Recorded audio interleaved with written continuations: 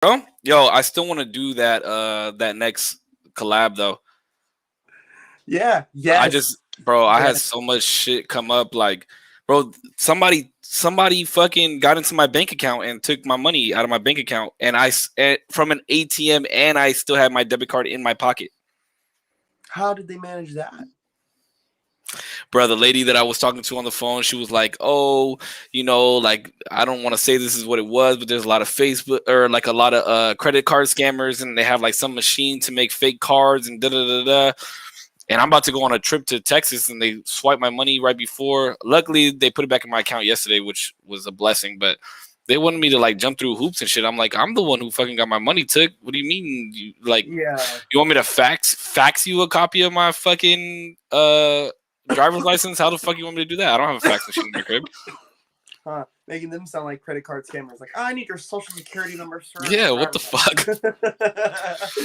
Yeah, but no, what's been good, man? Matter of fact, Oxnard had a spot where they have the little card fucking readers, dude, where they can like strap it to the machine, and then I guess when you swipe it, it like saves your data on there. Yeah. Yeah. So I guess they had one of those. My boy was even telling me that they have like ones that fit in your pocket, and you could just like go up to somebody's wallet real quick and like scan it, and it pulls all their information. Yeah, they have ones that are like pocket size. Like, dude, even the ones that they strap to the machines, they're only yay big, dude. They're not too big. There's some scammers, bro. Yeah, what you got going on in Texas, man? You take a little family trip, or you got? Nah. I got a boy, my boy of like 15 plus years, bro. He lives out there, so we're just gonna go visit him. He's almost out the military, so just gonna go visit him and relax, dude. I just need to get the fuck away from San Diego, and at being a dad and shit, sometimes you just gotta take some time for yourself, man. That shit's important. Yeah, you gotta make time. You gotta make time for yourself, like especially trying to be a good dad. You know what I'm saying? Man, we just had a whole conversation about that on my stream the other day about what up, Trav? About like men not getting the recognition that we need sometimes. And bro, that it was like a long ass conversation, but it's like we don't have to ask. Like I know you're a good dad. You don't need to hear me say that you're a good dad because you're a good dad. But sometimes it just feels nice. You know what I mean? Like think about the way I could spit it to you is like think about when you're at a session, right? You're getting off. You're getting off, but that hype, like it just takes you to the next level sometimes. You know what I mean? So sometimes just a simple ass compliment could just that's all you needed. And having a shitty day or whatever, somebody's like, "Oh, you're a good dad," or "You're a good guy," or whatever the fucking case may be. It just takes you to that next level. What up, Jordan? Even when people are like, "Oh, you did good," even like, I don't know, I'd be like, "Yo, thank you." Like, thank you for real. Like, some people are just like, "Oh yeah," like, it's like, no, I'd be like, "Oh, thank you." Like, I appreciate. Oh yeah, you're never gonna tell somebody like, "Yeah, thanks, I'm a good dad." I know, like, no, like,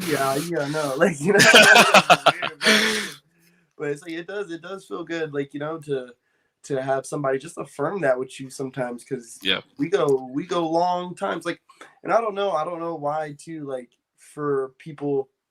Matter of fact, it's funny because I was having a talk about this where it's like I don't know where people got into this idea like men are supposed, like, we're the ones to work, right? Like a stay-at-home dad is like a fucking, like, that's weird. Like, you know what I'm saying? To social standards, that's weird. That's me right now, bro. When I tell people that I hang out with my son 6 days a week and I play video games to make my money, people are like, "The fuck? What do you mean?" Like, but they don't know my background. You know what I mean? They don't know like 10 plus years in the car business, making buku bucks. Like this to me is fucking struggling. You know what I mean?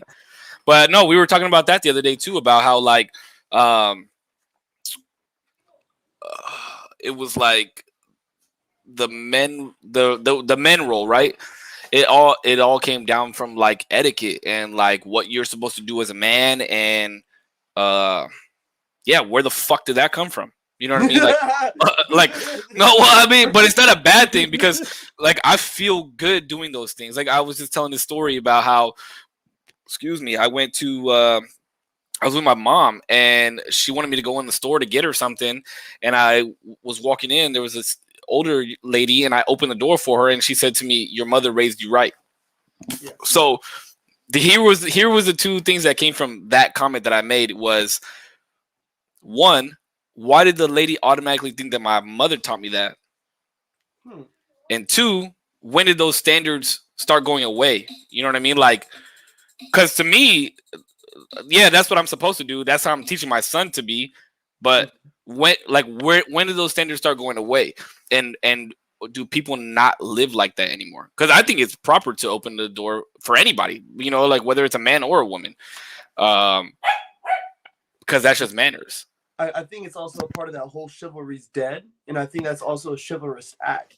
Now, there's also, I know, like, dude, like, I guess there's places now that you'll get in trouble, like, as a security guard, if you hold a door open for a lady, but you don't hold it open for a man, right? Or you're holding it, like, or vice versa. Like, you know what I'm saying? Yeah, and yeah, yeah. there is a gender, like, neutrality type of thing taking place with it, where it's like, yo, why are you holding it open for a woman? You should hold it open for a man too. Or why are you doing this for a man? You should do this for a woman too. Like, it's kind of like, well, dude, I don't know. I was just taught to hold the door open for a woman. Yep. And you shake a man, when you shake a man's hand, you look at him in the eyes, you know.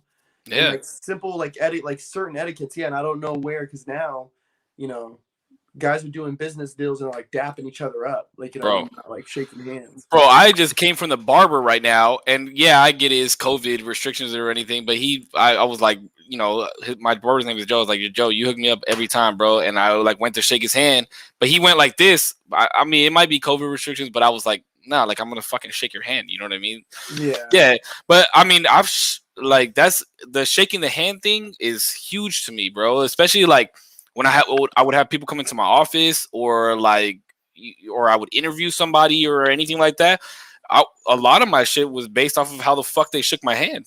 You know what I mean? Like you could tell somebody's demeanor and how they're gonna work and what, you know, shit like that by eye contact and how they shake your hand, bro. Like that's always body language is fucking key. And doing those types of things, like opening a door for somebody, or you know, even the way you move your hands towards some shit like that, like to me that is etiquette. Like looking somebody in the eyes when you're talking to them, or fucking shaking somebody's hand properly is fucking etiquette, bro. Yeah, I think I think it's only proper manners, and it's also, there is now becoming a thing, I think, also with kids, where it's like, I know in our era too, like even coming up in school, like a lot of kids are like, you know, you're not my parents, you can't tell me what to do, like type of feeling. And it's like that disrespect to authority, bro. Like it just breeds mad shit. Like, you know what I mean? Like next thing, you don't even have, if you can't have respect for authorities, like what makes you think that you're gonna have respect for your peers? Bro, For the people that you facts. have no reason to care for what they have to say or what they do. Like what makes, like, what, like, you know what I'm saying? I want to take a second though and say what up to my dude Jordan, right? Yeah, Jordan, my boy from the NY. Listen, like people who do not know, like this is his name. Follow him on Facebook, wherever he's at. Please go add him, show him love. I've known this guy since I was in elementary school, right? And we have been friends since day one, and we have kept in touch. I moved 3,000 some odd miles away, and he's always kept up with me, always checked in, always tapped in. Even tapped in with my man Save over here too, and supported the gaming, and is a consistent supporter of that as well. Bro, this man supports more than the gaming. Let me tell you, this man checks up on me often. This man, bro, he'll like. I got into fish tanks recently, but this man like literally sent me a fish tank video, and I was like, "Yo, how the fuck did you know that I liked fish tanks?" And he was like, "You said it on your stream once," and I was like, "What?" Like, yeah, Jordan is the real deal, bro. This man, I have so much respect for him, and I keep up with each other outside of the stream too, man. So I definitely consider him a friend. And he's good people, man. And especially coming from, you know, from your side of the friendship, I knew he was gonna be good people. You know what I mean? Like there's been nobody that Putch has been like, yo, this is my friend right here, and I've met up with them, and they've never done me bad. Yeah, dude, and I guess disclaimer, I guess I said NY right now. I'm a little high. NC, North Carolina. I'm sorry. But dude, and in the great state of North Carolina, they have a thing saying, like, when you're from, like, if you have a good family, they say you're from good stock. Like that person is from good stock. Yeah. And he's definitely like, you know, his dad used to coach our little league football team, bro. You know what I'm saying? So we're like, you know what I'm saying? This man comes from good stock, bro. Got a good dad, got good peoples, bro. Good peoples. So definitely shout out my man Jordan, dude. Much love, bro. Much love. Yeah, Jordan's another one that I respect him a lot being in my community because, like, what we do in this community is like we go out and you show others smaller streamers love too, you know. And I will see this man in 2-3 other streams when I'm in there off my stream, like during the day, just seeing what's going on. And sometimes I'll like pop into a stream and not even make my, my presence known, just to kind of see who's in there and just lurk around. But he's one of them, bro. He's all, like I said, Sly and him, they're always in other people's chats showing love, man. And I like that a lot because it just shows good character, but it also shows the type of people that we have in the community over here. And it's good, bro. It's always good, man. You know, how has that been building that community up and like kind of diving into that? Bro, it has been probably one of the craziest things I've ever done. Because the hardest thing I would say about streaming is like being consistent, first of all. But especially during the pandemic and like right when like Fortnite got really big and all these big, all these streamers started making $1 million deals and contracts and all this shit, like everybody wanted to do it. Everybody. And I remember being one of those people, bro. I remember sitting in my apartment and I was telling my brother and this other dude that I used to play, I was like, man, I want to do this. Like, I want to stream. I want to make YouTube videos and shit like that. But I thought all it was like getting a camera, getting a mic and playing fucking video games. Bro, there's been days when I'm like, I'll like go back and watch my videos and I was like, damn, I was too quiet right there, or I wasn't engaging enough. Like, people don't realize that it is actually work, bro. Like you actually have to be entertaining. But on top of that is like you also have to have something different. Like, why should somebody watch you instead of watching somebody else? That's that to me, I would say, is the hardest thing. But luckily for me, what up, James? Luckily for me, I have a solid ass community, and building that was really, really hard. Because I've seen a lot of people come and go in this community. Like, I've seen a lot of people pop up. I just had like somebody saying some racial ass fucking slurs in my chat the other day. Like, the first time I've been on Facebook. I've been streaming for 2 years, but I've been on Facebook for a year now. And that was the first time that's ever happened to me. And I went back and I watched it and I was like, did I handle this the right way? You know what I mean? Like, it's just a lot, bro. But I think the shit, I'll tell you, bro, it was ridiculous. Let me tell you. But I think the main thing that I focus on, because I know like I'm not gonna be a fucking millionaire from this. I know that, but I've been like reading and listening to a lot of podcasts and stuff that talk about what actual success is. And how you measure success, because a lot of people feel like you measure success within like a monetary value and shit like that, or financial freedom. But to me, like, I look at the guy, 3 years ago that said he wanted to do this, and now I'm sitting here and I don't care if I have 2 people in here or fucking 100 people in here. Like, my main goal is to make sure, one, everybody knows that I'm paying attention to them as well as whatever the fuck I'm doing on this screen. And 2, like, the love thing, bro. Like, I want to give love to every single person that comes into my stream every single time, whether they're just leaving a like, whether they're commenting, whether they're donating money, whatever the case may be. Like, that to me is what I would say sets me apart from other streamers. And I watch a lot of streamers that do that too. It's just I bring a little bit of comedy to it when I play video games. You know what I mean? Because I'm a fucking loud ass motherfucker. You're really engaging, dude. When I watch your videos and I see you, like, it's dude, like in the beginning too. Like, did you do dances when people give you stars and it'd just be like all this stuff? Like, it would be all kinds of shit, bro. And I was like, he's gonna be really good at this, like, because that's the type of shit that people want. Yeah. When, like you're saying, like, what separates you from homie over here, And yeah. Are you entertaining? Are you helpful to what they're looking for? Are you inspiring them? Like, I always think about that acronym, the think one. Are you being thoughtful? helpful, inspiring, necessary, or kind.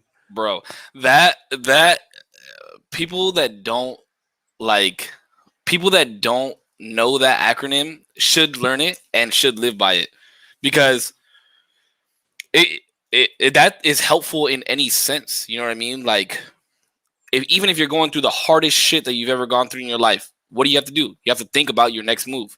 So what are like is whatever your next move gonna be? Is it gonna be thoughtful? Are you helpful? Whether it's helpful towards yourself or helpful towards somebody else, are you inspiring somebody? Are you inspiring yourself? Is it necessary? Is this next step that you're gonna take necessary? And are you doing it with kindness, bro? Like, I will always say this: Kaz has, he doesn't even know this, but he's been my biggest fucking mentor of all time. Because this is a story. I don't know if I ever told you this story. But when he hired me as a finance manager at Acura, it was me by myself. Nobody, bro. And I worked 92 days straight with no fucking days off. And I remember we weren't getting any, like, it was brand new, bro.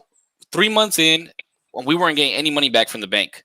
No money. I think I had like $1.6 million on the books waiting, like, out in the bank that we didn't get paid.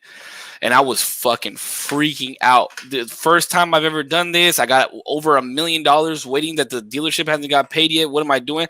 And he sat me down in his office and he looked at me and I was almost in tears, bro. I thought I was about to get fired. And he looked at me. He was like, "Can you do this?" And I was like, "Yeah, I can do this." And he was like, "Okay, because I'm really, really mad right now that we don't have this money. Because how are we going to do payroll? How are we going to pay all these salespeople? Blah, blah, blah, blah." But then he told me this: "It's okay.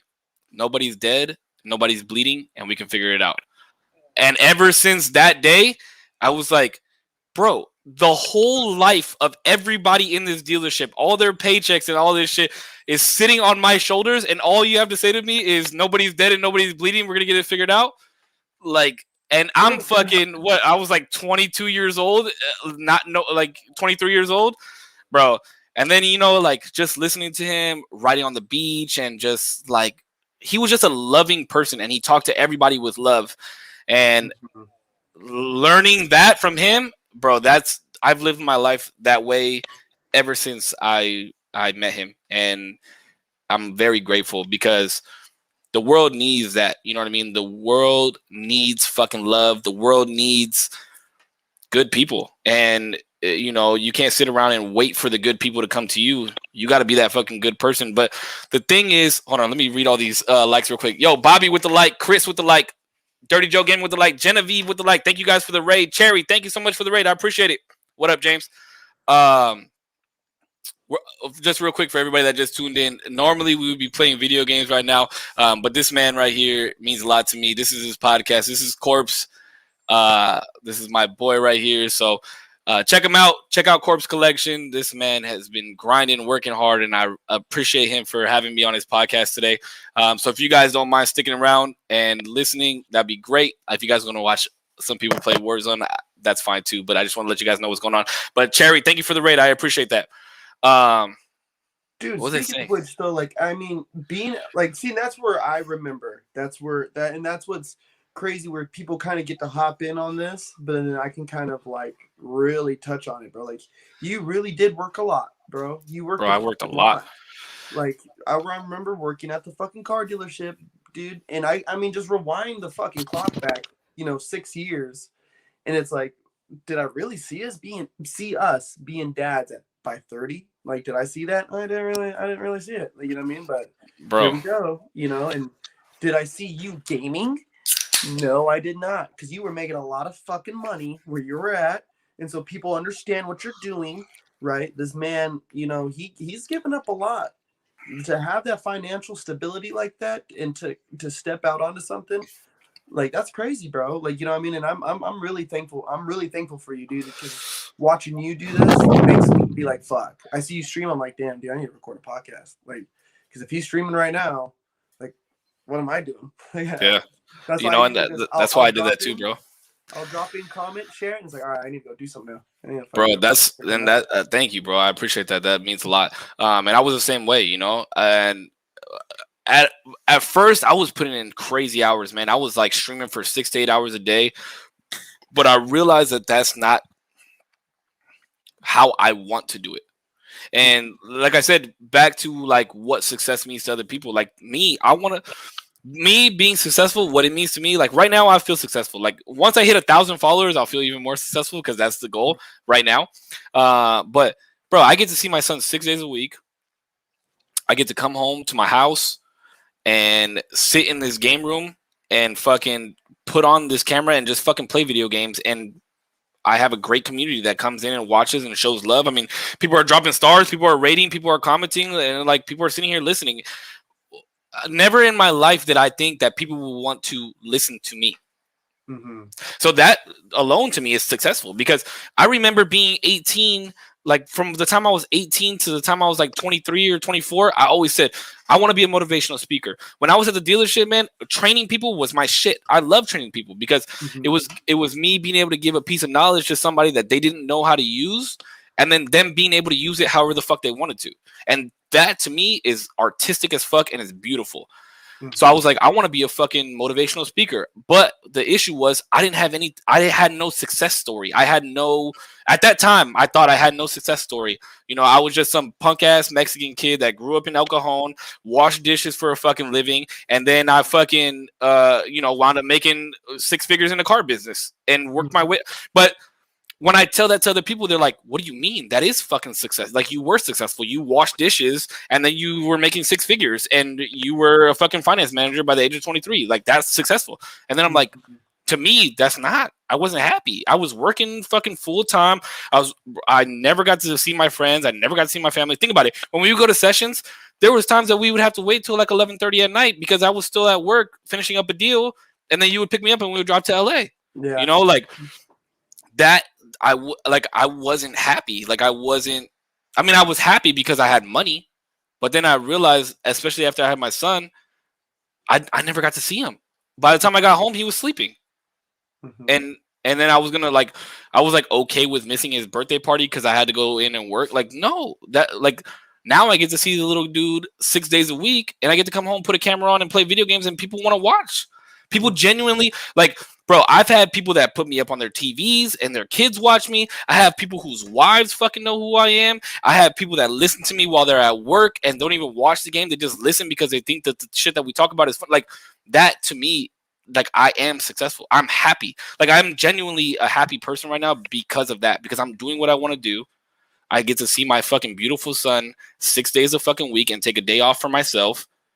And I have people that actually care about these people don't know anything.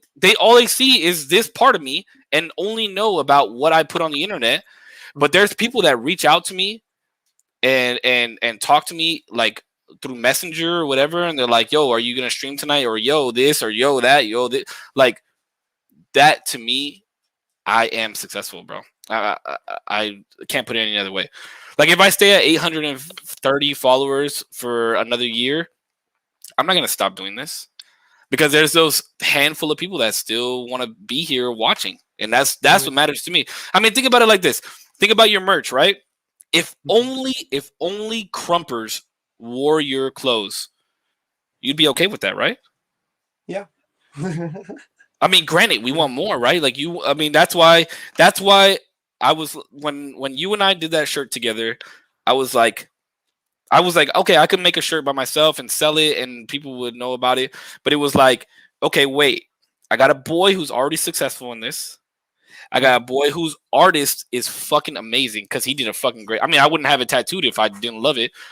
But it was about sharing, right? It was about me coming into your world, you coming into my world, and then like, let's expand. And now, bro, I promise you, because of that drop, there's people that come on my stream that have the Pikachu and Raichu shirt. There's people that have the fucking original Corpse logo shirt. Bro, people ask me about my hats all the time. Even when I'm fucking walking around the mall, they're like, yo, where'd you get your hat at? And I'm like, oh, these are discontinued. You can't even have them anymore because I can't even get them anymore. You know what I mean? Like, yeah, even Bobby in chat said he's got the merch, you know? So it's dope. And I've been in Bobby's chat seeing him wear the shirt. And I'm like, that's fucking love, you know? Like, but it's not only love to me, it's love to both of us. You see what I'm saying? Like, that's and that's what I mean about like loving and sharing but being genuine about it. That's see, look, Chris just said he's got the Mew shirt, bro. I'm telling you, like, it's like you have to hone in on love. Like that is, like Cos would always say, not kissing, loving, like that kind of love, but just being good to people, no matter what. Like, even if somebody wants to be hateful, like they're just missing that part of their life. And how do we show it to them? We can't hate. I think it's funny too, because you see like, you know, on if and anybody who's a part of the creator, you know, community, but even people who aren't, like, they see the messages, they see the comments. Oh, would love to collaborate. DM me now. You know, would love. And we're over here talking about, like, yo, this is my boy. We're going to collab. But I don't think that people understand, like, yo, you are really my boy. Like, I really. Bro, and I drove up 3 hours for the photo shoot. Like, we could have just said, oh, fucking no photo shoot, blah, blah, blah. But I wanted to kick it with you, and I wanted to do the photo shoot with you. You know what I mean? Gimme, and then fucking. And the love part about that was when we did the photo shoot, you didn't even want to be in it. You were like, nah, bro, this is all you. You handle it. And I was like, fuck no. You better get in these damn pictures, motherfucker. I was like, shit, you know, my boy, get your shot, get your gleam on. Like, you know what I'm saying? God damn it. Dude, I feel that is, you know, it's really good to hear you say that, though. Like, but I feel like that is it needs to be the new standard of how people start living their lives, dude. Like, don't. It won't though. Yeah, like, but it's like we're teaching kids, you know, go to school, get an education, get a good paying job, and you're going to be happy. You'll be set. Where a lot of that may be true, you know, like, are you happy? Are you really set? Like, you know what I mean? Like, with the 6-figure job, are you, you know, spending, you know, a half of it on vacations and cocaine, or are you actually putting it where it needs to be? Like, you know what I mean? Or are you, what are you doing? You know, is this life bringing you torment in your marriage? Like, is this money bringing you closer to your kids, or is it actually pushing you further away from them? Yeah. You know, like, well, what is it doing? You know? So, well, I mean, we're taught that though, right? Like, that's how when we went back to like the etiquette part, like, we're also taught that as we grow up, you know, like, go to school, get a good job, you know, have a nice house, blah, blah, blah, blah. But money breeds all of that, you know. And I was watching the Mayweather post conference from after he fought Logan Paul, and he said, which the old me would have agreed with him 100%, but he said, I know that we need food to be alive, and I know that I need money to buy food. So money is it. Like, to me, I'm like, yeah, like, if that's how you want to live your life and that's how you measure success, of course, that's not wrong, but that's not how I want to measure my success, because I've been there, bro, partying in fucking Vegas every weekend or every month, you know, like, and blowing all my money in Vegas and doing this shit. Like, yeah, I had fun during that time, sure, but where is it all now? What am I doing now? I mean, granted, I could have probably saved that money. I had a big house, but then my mortgage would be fucking nuts, and the pandemic hit, and then what? Then I'm fucked. You know, like, at the end of the day, I want to, like, I die and I'm in my casket or on my deathbed. Like, I want my friends and family to be like, yo, this dude was fucking happy. Like, he loved what he did, and he did a good job. Like, there was a time that there was things that I love about the car business, negotiating with people, talking with people, meeting new people, blah, blah, blah, blah, blah. But did I like having to stay at the dealership from 8 a.m. to 11 p.m. or fucking, you know, getting yelled at by a manager or you know, like, missing birthday parties? Like I said, fuck no, I wasn't fucking happy. I wasn't happy at all, man. So, you know, I guess the one thing that I always take away from, especially when I get off stream and I lay down, I'm always like, was I myself? Was I engaging enough? Did other people enjoy it? And then sometimes the hard part is like seeing like 1 viewer or 0 viewers towards the end of the stream, and you're like, what did I do that was boring? Or what did I do that wasn't engaging enough? But you can't beat yourself up about that, bro, because, you know, now, you know, it's always a numbers game, blah, blah, blah, blah. But did that one person have fun? That's what I think about now. Did that one person enjoy themselves the whole time they were there? Because people always say, right, like, if you touch one person's life, then you did what you were supposed to do in your life. Trip out on this. So even with this whole streaming, when I do my lives, bro, I get 1 view, whatever, dude. My posted on Anchor, get 50, right? Get 100, get my 1,000 in, whatever, right? All I ever think of, dude, nowadays is whoever it was that took 20 minutes, 30 minutes out of their day, I need to double down. I need to double down on them and continue for them, because in 30 you can do a lot of damage in 30 minutes, not A only to, lot, bro. to yourself and to other people, Shit, bro. we did our damage in 2, bro. Look at our kids. No, I'm just Quick, in life, if I can just take your attention for 30 minutes and put it on something funny, I'm gonna talk here with my buddies and talk my shit, or talk some stuff I've been thinking about, or some whatever, I see the joy in it, man. It's been fun. It's hard though, huh, bro? It's hard keeping it consistent. Bro, there's times where I've been like, I don't even want to do this anymore. There's been times where I've had 0 viewers for a 4-hour stream, and I'm like, for what? You know what I mean? They're like, why do I want to keep doing this? Why do I put my life out on the internet? But then I'm like, I remember because this is what I want to do. Mm-hmm. And that's why I said, regardless if I have 2 viewers or 100, my main purpose is just to be exactly the same. Always have fun, always. I always at the end of my streams, bro. The way I close out every single one of my streams is stay healthy, stay happy, keep smiling, and I love you. That's what that's my motto, I guess you could say. But that's what I want. I want people to remember that. You know what I mean? Like, and I don't only mean stay healthy by like fucking eating salads and fucking like eating right and going to the gym and shit, but your mental has to be happy too. You know what I mean? That's huge, because if this isn't happy, the rest of your body is shit. Mm-hmm. How's yours been? Great, bro. I mean, it has its ups and downs always, always. But I try and have I'm just trying to have the different outlook on life that I can, and I'm breathing. I'm here. I'm alive. I have an opportunity to do what I want to do. So what do I have to be down about? You know what I mean?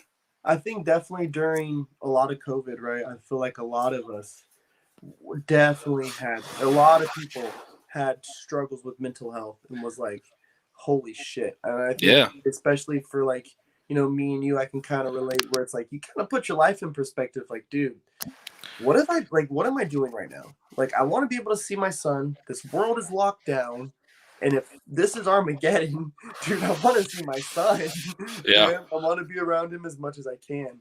So I can see now too where you're like, you're more in it now and you're doing it, and I can see that happiness it brings you, bro. I can see it on your face, bro. Bro, the pandemic fucked me up, though. The pandemic fucked me up, bro. Like, bad. I was like in a bottle every day.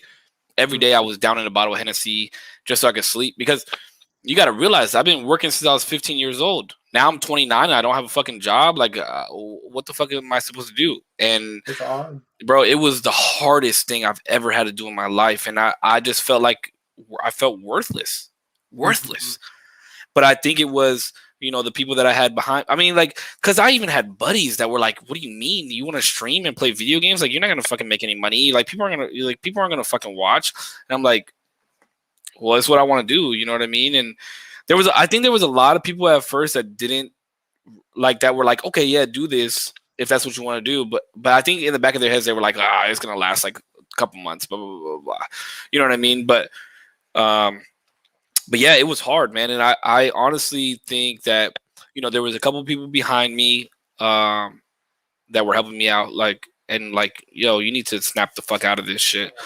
And honestly, like, the people in my community, man, like, I was like, I can't be sitting here fucked up every night, because I said this on stream one time. A lot of people didn't even know, because I would have like, like this bottle that I drink water out of, and it would be filled with fucking liquor, and I would just be drinking it. You know what I mean? Or like, yeah, like I'll have a couple drinks now, but I'm not like, but I would be fucked up. I would be, bro. I would be fucked up. Mm-hmm. And by the end of the night, I was like, there was even a couple of times where I forgot to even click end stream, and I would like be in my room and sleep, and people would be texting me like, yo, your stream is still on, and I'm like, oh fuck. But yeah, it was bad, man. But then like I snapped out of it, and I realized that's not the persona. That's not who I am. It's not the persona that I want to represent. It's not, like, this is what I want from people. from people that I watch my stream, I want them to know that one, that I love everybody, bro. Like I genuinely love and I'm very thankful for everybody that watches my stream. Two, I'm fun as fuck. Like there's very little times where I get genuinely upset. Like I'll get mad at the game or whatever and rage or whatever, but that's part of the fun. But that this is who I am. Like this is who I am on and off camera. I'm the same fucking person all the time. And like if you met me in real life, I would treat you exactly how I would treat you if you were on my stream, and it's just love. Like it's just, let's be good people. I preach the same shit in real life as I do on my stream. Like this is not just a character that I am. And that's what I've noticed too, is a lot of people are like a character when they stream. Like, yeah, we have to turn it on a little bit more when I'm on stream, because I just want to be engaging the whole time. I can be fucking boring and I can be fucking quiet sometimes, but it's very fucking rare. It's very fucking rare. Yo, Bobby with the 3,000 stars, bro. I appreciate that. Hey, I love you too, Bobby. Thank you for the 3,000, man. I appreciate that. I'm thankful. Shout out my dude Bobby, bro. Shout out. That's big.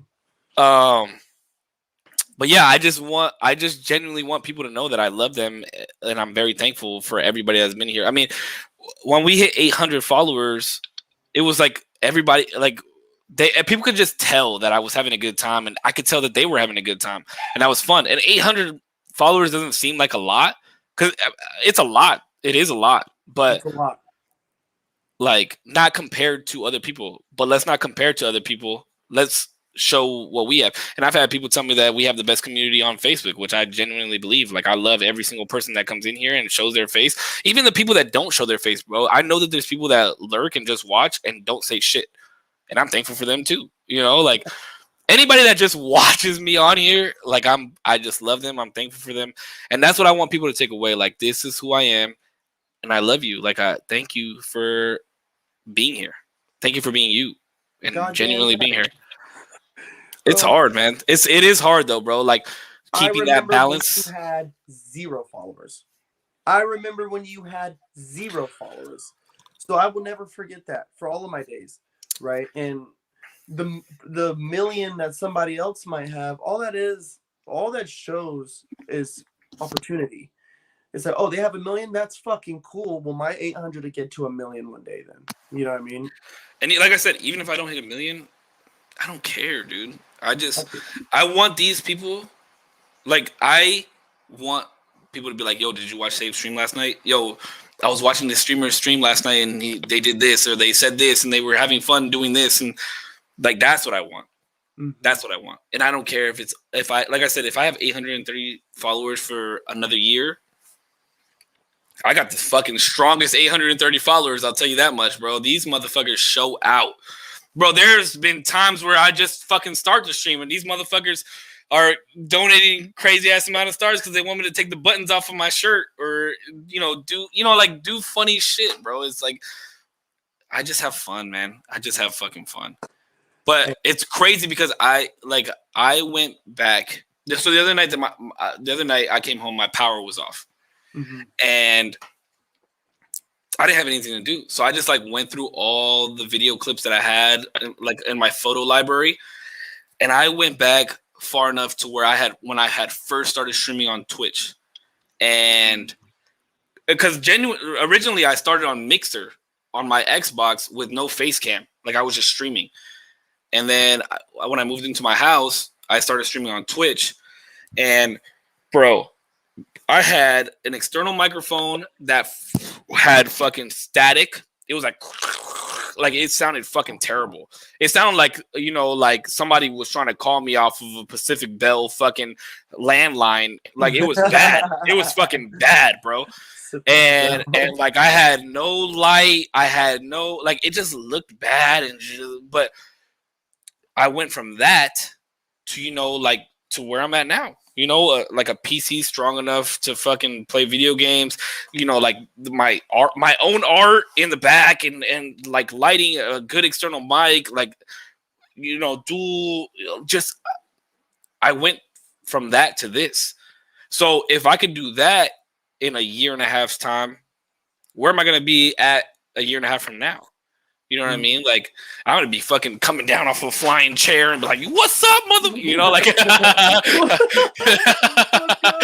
you know. But like, no. But I mean, oh my god, that to me is success again. You know, like, I'm putting my like this mic stand alone. This is gonna be a weird flex, but it's a funny story behind it. This mic stand alone, this blue compass mic stand.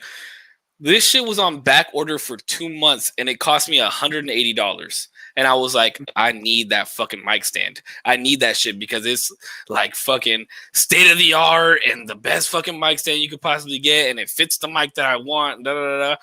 And I fucking paid like express shipping and it still took a month to get to my house. But I wanted to, like to me this helps the experience of the viewers, and I was like willing to do anything to fucking get it. You know what I mean? Like still in my mind it's more about what I produce instead of like what does it do for me. It's more about the production. You know what I mean? You just wait till you see when I get the studio set up, bro. This shit's gonna be crazy. I'm gonna have to make my way up there, bro. This is gonna be crazy, and we'll do some real podcasts and get fucking drunk. Yeah. He said we're gonna get drunk. I'm telling you, bro, I have a wild podcast.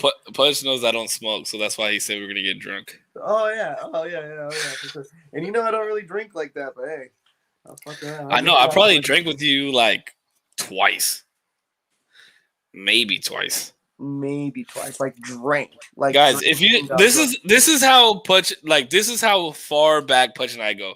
We used to fucking dance in this man's garage. Yeah. We used to dance in this man's garage, like get off of work and go home, get changed, and meet at Punch's garage. That's that's what we would do. Like I've known Korps since before he was Korps. Yeah. Yeah. I didn't even know what my name was. I was just Putch. He was like, I'm Putch, what's up? And I was like, yo, you need to fucking sell cars. That's how Putch and I met. Well, no, Putch and I met because I don't think viewers know this, bro. Like I used to dance.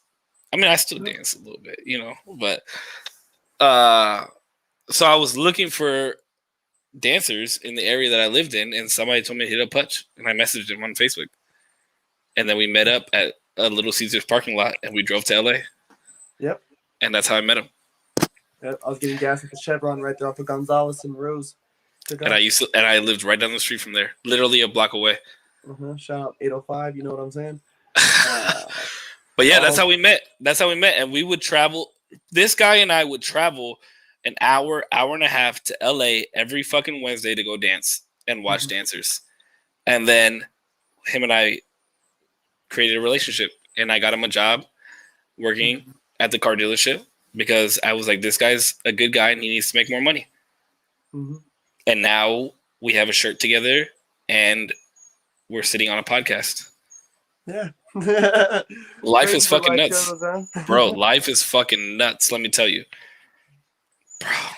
I honestly would have never ever have anticipated like just the different ventures that we all like traveled down, you know, even just everything I started doing like crumping, then eventually into clothing, and then everything that, you know, that we even did together crumping, and then, you know, you moving back to San Diego, and then, you know, still pursuing that career in the car dealership.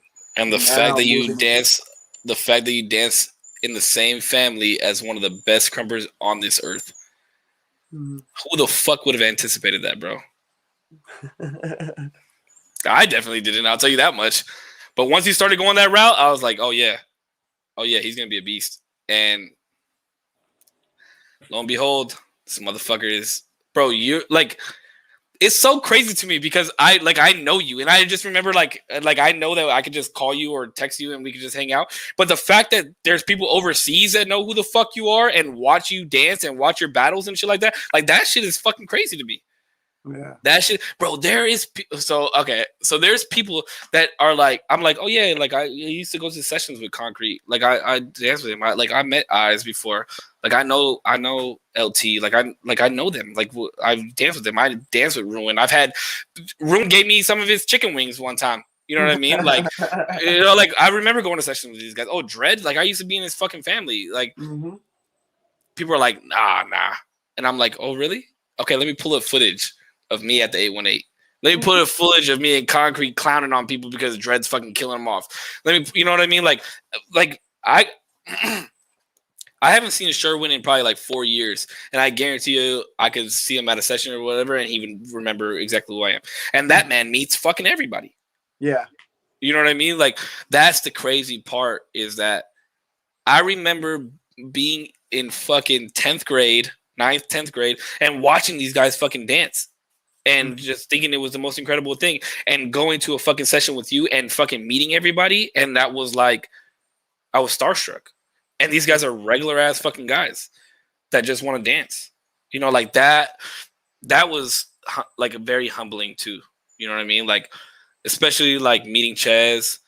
Or fucking, you know, I get Concrete rode in the fucking car with me to the Oceanside, or no, where was Orange County session that where with that when that whole tight eyes and prissy thing happened. Like Con was in the fucking car. Yeah, like that was fucking crazy, bro. Like this man Jordan said he remembers when people were popping in the fucking hallways. Yeah, pop locking, homie. I'm trying to tell you, life's been a journey, dude. But fucking. It doesn't stop either, bro. Always like, especially like you, Bam, Felicia, Sly, Chanel, like y'all are always gonna have a special spot, bro, because those days were wild, fam. Like there was a minute our fam, the Dreads, we were running the 818, dude, and it was like it could pop off at any time, so we had to roll up prepared, like to battle, like. And I'm just new. Like, I was just new, dude. So I was like, what the fuck is going on in this place, bro? Like, I'm still trying to understand. But it was tight. Like, we were in the trenches, and it was hostile. And it makes for a good story the next day. Here's the story. Here's a crumb story, bro. Chat, when we used to go dance, right? We would dance at this park in Los Angeles. And I think Putch and I had been going for like 2 or 3 months. And one night, there was just a shit ton of fucking people there. And the cops shut it down. And they had the fucking helicopter driving over, like flying over us because they thought we were fighting in the parking lot. And we were just fucking dancing. And that was the last time that we danced at the park. Yeah. And wound up dancing at right next to an old movie theater in a big ass parking lot. Yeah, because we were gonna go to the old Ralph spot, but then they took it to the. Oh yeah, we left that night when the cops were there. We left to the Ralph spot. Mm-hmm. Yeah, I remember that. But then, it ended up at the theater. And I remember too because the helicopter shined its light down on Bam as Bam was getting off, dude, and we had all just got off fucking stupid, and Bam was going off stupid. It was retarded. Yeah, that was such a fun night. I'll never forget that. I was like, "Yo, the fucking cops!" No, I remember. I have a video of this. So we used to have like this speaker. It was like probably like this big. I don't remember who used to bring it, but the music would come out of the speaker, and I remember Concrete grabbed that shit. He grabbed it and he like carried it all the way to the street and put it in the fucking street and just started going crazy in the street. And a bus was coming by and he was just like dancing right next to the fucking bus. Bro, that was my first experience with Concrete. Like I knew who he was. Mm-hmm. And then that was the first experience that I had with him. And then it like over time, it got to the point where I was like, yo, Con, I saw you at the fucking Super Bowl halftime show with Beyonce and Bruno Mars. Like, how does Beyonce look in real life? And he was like, boy, she is fine as hell, but she's a lot taller than you think she is. And I remember I asked him, I was like, yo, dude, I didn't know you knew how to play trumpet. And for those of you guys, go back and watch the Bruno Mars and fucking Beyonce halftime show, and you can see Concrete in the back with the trumpet like this. And I was like, yo, Con, I didn't know that you knew how to fucking play the trumpet. He was like, man, that shit was fake as fuck. God damn it. Oh, dude. Yeah, man. First, no one ever believed me when I tell them that story, the helicopter one.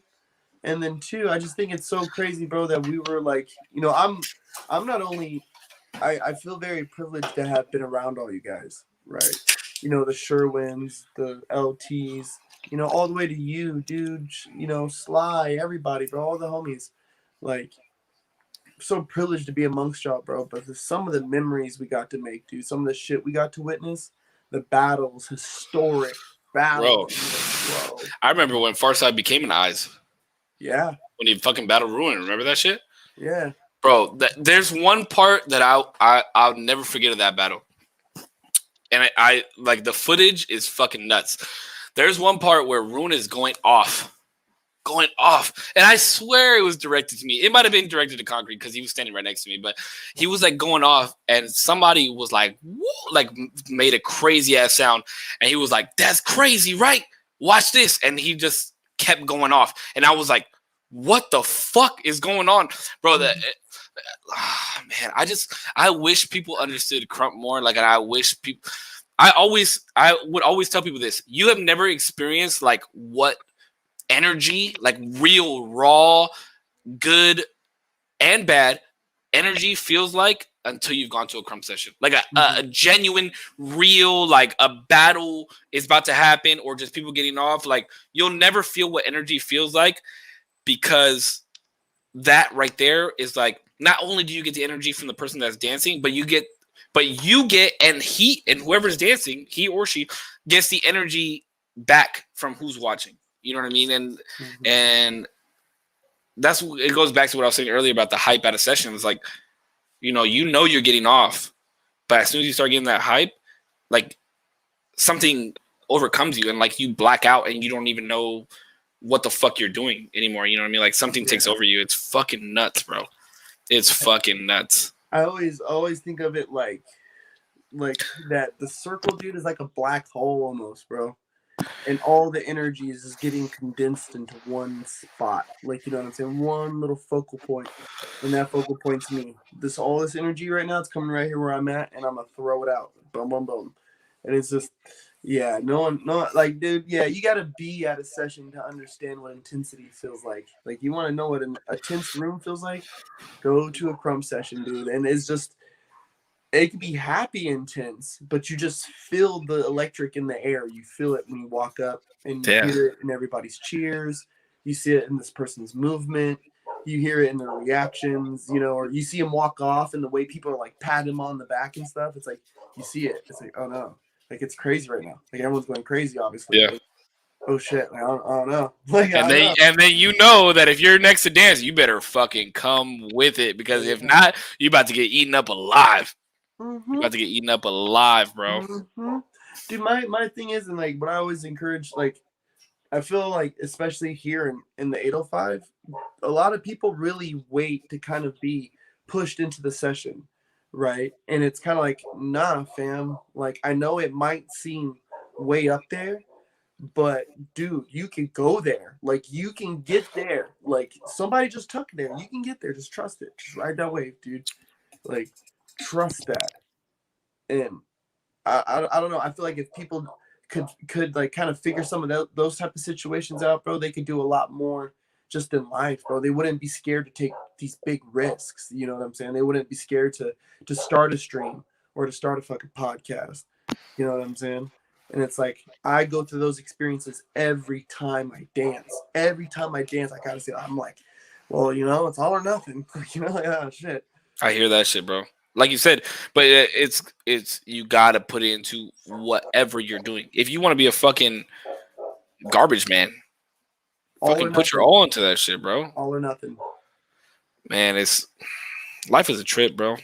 Life is absolutely a trip. Because at 18 years old, if I would have talked to myself now, me almost 30, to my 18-year-old self, I would have thought I was fucking stupid. Mm-hmm. I would have thought I was fucking stupid. Dude, I have this guy at work, bro, right? I'm up on the roofs working, dude, right? All this shit. And he's 21, dude. And I'm just like I look at him like, oh my God, bro. Is this me at 21? Like, is this what it was, a 28-year-old talking to me at 21 because he liked a lot of the stuff I liked, and he laughs at all my jokes. I'm like, maybe you're kind of like me, you know what I mean? So if this is me at 21, I can't even picture myself. You know what I'm saying? Like, but you know what I realized with that though, is like you want to. That's Bobby right there. This man is nuts. What I've noticed or what I've realized, and especially right now, what I'm realizing is that you could be older and you could try and give people all the wisdom that you possibly know and have, but at times you just gotta let people go through their own experience. You know what I mean? Like whether it be the partying or the fucking mistakes and this and that shit, like sometimes you gotta let people fall on their ass, bro. And you can try as fucking hard as you possibly want to. As hard as you want to shed all the wisdom and the experiences that you've gone through. But the issue is you're sharing the experience verbally. Like there's no action for you to show that experience. So unless they go through that experience themselves, they won't know what the fuck you're talking about. You know what I mean? So the issue, but then the issue becomes now you got to watch somebody fall on their ass, and you got to be okay with it. True. You see what I'm saying? True. Shout out my dude Jonathan Garola, my dude AC Dano. You know, that's some OG shit right there. My dude knows. Shout out my dude John. AC. But yeah, man, the experience part is the biggest part, and it took me a long time because I always try and shed light on experiences that I've had or like where I went wrong, and I'm like, yo, you can't do that shit because like look where I ended up, or the experience that I had with somebody else, like look where they ended up. You don't want to do that shit. Like you don't want to go down that path. But people can only listen for so long, and they have to go through that experience in order to really understand. And then they can be like, oh shit, this is what he was talking about, or this, you know what I mean? Now I understand. But like I said, the hardest part is being that person that's trying to show that wisdom or that experience, and then having to watch somebody fall on their ass. That's the hardest fucking part. But you have to be okay with it. Yeah, it's always, I think it falls into one of those things where it's like the hardest thing you've ever been through is the hardest thing you've ever been through. You know what I'm saying? And like hearing somebody else's thing is like, sure, they can share that with you, but you don't fucking get it until you go through it, or you go through the next worst thing you've ever been through. You know what I'm saying? And sometimes for some people, yeah, you just gotta like, all right, man, like, you're gonna make these choices, okay, like, all right, cool, or you're gonna do this, or you want to do that, or not do this, or not do that, like, okay, and sometimes it is, and you know what, bro, especially being a parent, dog, it's like, little homie, I'm telling you, don't do it. You're gonna fucking bust your ass. But the biggest thing that you have to remember from that too is not being the I told you so guy. You know what I mean? You have to because if you're close enough with somebody that they're willing to listen to your wisdom and willing to listen to your experiences, they're gonna come back to you and tell you like, yo, I fucked up, or yo, I did this, or yo, I did that, and you can't be like, yo, I told you so. Like you have to be nourishing and still encouraging and be like, yo, you fucked up, but how are you gonna fix it? Let's fix it. Let's figure out how to fix it together. Or, like just spit however you're feeling. What are you gonna do? Like that. There's so much, bro. Is the balance of having, because you can't be happy in this life without other people. Like I don't give a fuck what anybody says. You can't. Like you have to have good people around you. But the balance between your relationship with yourself and your relationship with other people, whether it be, like a partnership relationship or friendship or whatever the case may be, it just has to be, there has to be a lot of communication. There has to be a lot of understanding on why you move the way you move, why they move the way that they move. And you're absolutely right, Avo. Like that's learning how to be a father. I think that's a huge thing. Like, I think that's a lot of the reason that I think the way that I do now is because, like, why, like, where did that action or where did that behavior come from? And especially with being a father, is like, did that action or behavior come from me? And if it did, what was I doing at that time? Why was that action shown? and then you try and mirror it. Why was that action shown back to me? Because kids are fucking sponges. They, like if they see something and they react because you reacted that way when you saw that same thing. You know what I mean? So it's like now you have to go back and be like, yo, why? So why did why was that reaction given, and what did I do to give that reaction? Because the same goes back with relationships, right? Whether, like I said, whether it's a partnership or whether it's a friendship. So if you acted that way towards me, did I do something for you? You like, it's always got to, you got to find the foundation for it, and you got to find the cause for it, because it happened for a reason. And that's where communication comes in. Yo, why? Like, if like, say something went south between me and you, or you and I'd be like, yo, like, what the fuck happened? Like, let's talk about it. What, like, why? Where does it stem from? And let's fix that. But let's try and cut it off before it gets too crazy. But where did the negativity stem from? And let's fix that. Once we fix that, then we're straight. You know what I mean? Now we know this is where it came from. We cannot repeat this action. Or if the action is repeated, now we know how to handle it. Yes. And that goes back to parenthood too, bro. Yeah. See, and dude, and even like with Elijah, I ask him, bro, like, why would you speak? Like, dude, if he says some crazy shit to me, it's like, I'll get down and I'll just look at him like, son, why would you speak to me this way? Why? Like, what is going on, bud? Like, talk to me. Oh, and dude, he'll tell me, I'm just frustrated. Like, okay, well, what are you frustrated about? Like, and dude, that should be dude, I've had people tell me, like, dude, you talk to him like he's one of your homeboys. I'm like, because he is. Like, because he is a little, he's just little as all. Like, you know what I'm saying? He's a homie, he's chilling. Like, shit. Like, you should be able to talk to your homies like that, too. Like, even, like, kids, bro. Like, I watch kids, and I'm like, they work shit out so easily. You know what I mean? And they offend each other, too. In their own little world. Like, they're offended, too.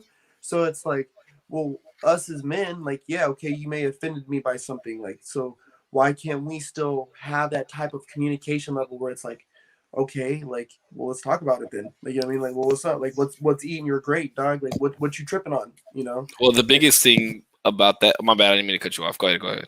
No, it's just like, and I just don't get why, like, where is that missing? I don't know, like, why we're either so prideful or we just don't want to, like, you know what I mean? Like, is it too easy to just be like, nah, I'm not going to deal with this shit?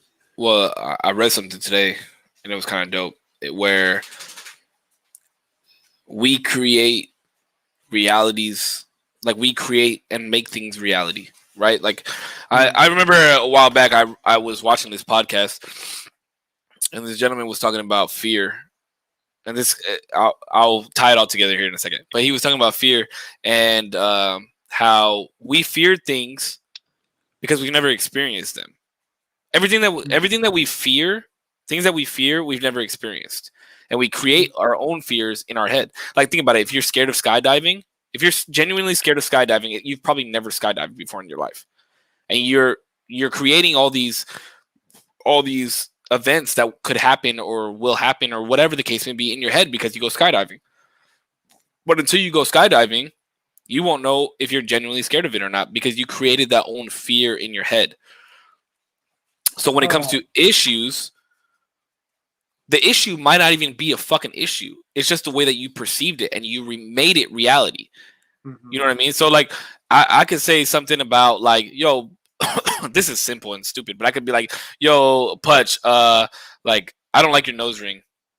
And you could be like, oh, well, fuck. He thinks, like, I'm fucking stupid for getting a nose ring, and he probably thinks I'm gay because I have a nose ring, or blah, blah, blah, blah. And all it could be was, I'd be like, yo, I think you should have got it on the other side instead of the side that you got it on. But since I didn't finish what I said, and I just said, yo, I don't like your nose ring, you immediately start creating problems in your head and make that reality. And now you have an issue with me because you don't know what my intent was, why I said the things that I said. You see what I'm saying? Like, we create issues and we create fears and make them reality in our heads. When, as a father, you know this, especially with your son being so young and you watching him grow, all kids know until they're taught is happiness and love. That's it. They don't know anything else until you teach it to them, or until they hear you say, like, oh, I don't like this, and then they're like, oh, no, I don't like that either. You know what I mean? Until they experience, like my son, he doesn't like chicken or whatever, you know, like he'll eat it and be like, no, I don't like this, because he experienced it and it was actual reality, instead of hearing me say I don't like chicken and then he says, oh, I don't like chicken either, because he made that a reality. Do you see what I'm saying? So that's another huge issue that we have, and the thing that fixes that is communication, because until it's verbally said and talked about, it's not reality. You're making your own fucking reality. It's fucking insane, bro. It's so insane. It's almost like a speaking into existence type of thing, like, you know. Yeah, it's a speaking into existence, but it now it involves two parties: yourself, the speaker, and the person listening. But the other issue is, Kelly with the like, thank you. The other issue is the other person has to be willing to actually listen. Actually listen. Don't hear the things that I'm saying. Don't hear. And as soon as you hear something, immediately have a rebuttal or a response in your head. I got it. Yeah. And then you don't hear the rest of the shit that I said, because then more issues come, because all you did was listen to that one part. You stopped there. You had a rebuttal. And now you didn't listen to my explanation at the end. So learning those things, learning that type of behavior can fix so much in your life, bro. It genuinely can. It's so insane, bro. Like, that's one thing podcasts have taught me is like trying, like, especially with people who want to get into, like, you know, more like dude, I had Goliath on, bro. Like, you know what I'm saying? And he was telling these stories about like way back in the day. And I was like, just listening. And I know there was times he was like kind of looking at me and was like kind of probably wondering if I was still home. And it's like, oh, I'm here. I'm just listening to you. Like, I have a list of shit I'm going to ask about this story already, but I just want to hear this whole story. Like, I want to hear this whole thing into its completeness. Like, you know what I'm saying? Like, I don't want to miss not a single fucking drop, dude. Like, not one thing, because there's so much coming out, dude. You know what I mean? And I feel like, dude, I feel like really communication levels, I don't know. Like, I don't feel like it's getting any, I feel like it has gotten better a little bit. Right, I feel like people are getting into more communication, like understanding that communication sucks in our society. So I think like the proper notion of, I think the proper notion of repairing it is there. But yeah, it sucks. Yeah, but the other thing about that was like the community that not the community, but like generation that we're in right now is I think, me personally, from what I've seen, what I've experienced, I think now the generation that we live in, even if you just try and have a conversation with somebody, they immediately try and find the negative in that. They immediately try and find the rebuttal. They immediately try and find, Cherry, thank you so much for the follow. I appreciate that. They genuinely try and find the negative to create an argument, to maybe not necessarily to see how you would react, but maybe to see how they react in a selfish matter. You know what I mean? Like, how am I going to handle this type of altercation? Raina with the like, Cherry with the like. Thank you guys. I appreciate that. Yeah, that is interesting. Because that also kind of goes back to that whole, like, because it's like those backhanded compliments of like, oh, so how's your little clothing brand doing? How's your little stream doing? Like, whoa, motherfucker, this thing ain't little. Like, it might look little, but if you could see it inside my head where I see it, this thing's massive. Like, I don't know what you're talking about, player. Like, you're behind. Like, but identifying that is important as fuck. So you have to you identify the how can I say this? The intention. Identify the intention, and then it's how you react that's important, right? Because if somebody came up to me and was like, "Yo, how's your little stream going?" Immediately, as a person, I'm gonna be like, "Yo, fuck you!" Like, what you mean, my little stream? Like, my shit. I'm successful. I'm loving what I fucking do. Like, that's my immediate reaction, right? But it's me who can cause how that conversation goes. And I'd be like, yo, it's going great. Let me tell you about this, Like, let me tell you about what the fuck I'm doing. Like, it could seem like a flex. It could seem like you're, kind of shitting on them. But I mean, I guess sometimes you have to do that. Like, I always ask him, like, oh, have you seen? Oh, it's doing good. Have you seen? Have you seen? Have you seen? Have you seen the new drop? Have you seen the new release? Have you seen the new release?